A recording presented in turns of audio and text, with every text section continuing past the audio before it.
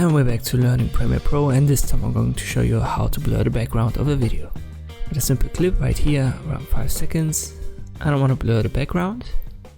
Let us go to the effects menu and we'll type in Gaussian and find the Gaussian Blur, drag and drop it on the video file, and here it is in Effect Controls. If you can't find that window, Effect Controls and Effects.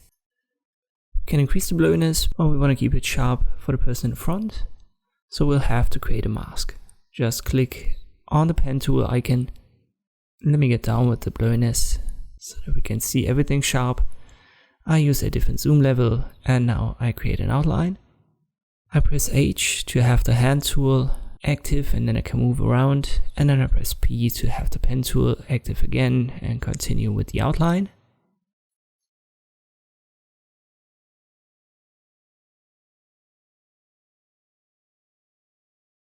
When you've arrived at the bottom, make sure to reconnect this outline to the first anchor point that you've created.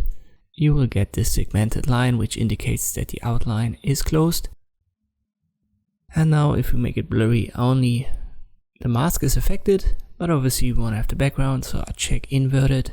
So now the background is blurry. Let me use around 30 for this example, that's fine.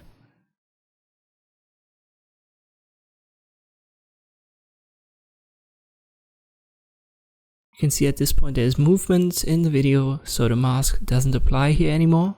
Let me show you this without the mask active, and you can see properly right there where the left arm was. The mask didn't follow the movement.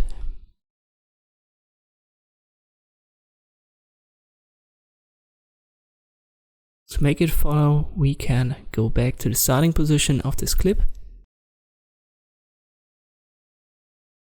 And then we click on this button to track it. It might take some time for your CPU to process it. But now the tracking has adjusted the mask a little bit to the movement. In most cases it won't work perfectly, so you'll have to adjust it manually afterwards. For example here.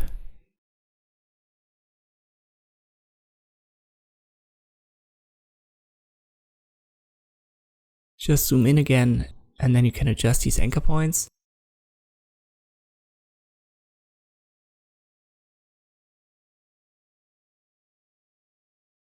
Once you've done so, track it again, and only the remaining part will be tracked now, in addition to what we've already got. And depending on the footage that you've got, you will have to go through it frame by frame and do that manually, and then track the rest. So adjust it slightly, then move to the next frame and adjust it again. It can be quite tedious depending on what you've got. For this example, I would say it's enough to show you the process. So let me speed this video up a little bit. Once you've got what you want, it's time to use the remaining functions of the Gaussian blur in the effect controls to adjust it. Let me go to the starting position, I deselect the mask, and you can see that the outline is still a little bit visible. You can use the mask expansion, so it expands or even shrinks the outline a little bit. And you can also use the feathering option. Let me activate the mask, and you can see both of that indicated. So here's the feathering. I've overdone it here.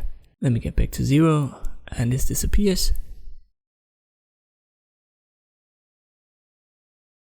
But we might need a little bit of it.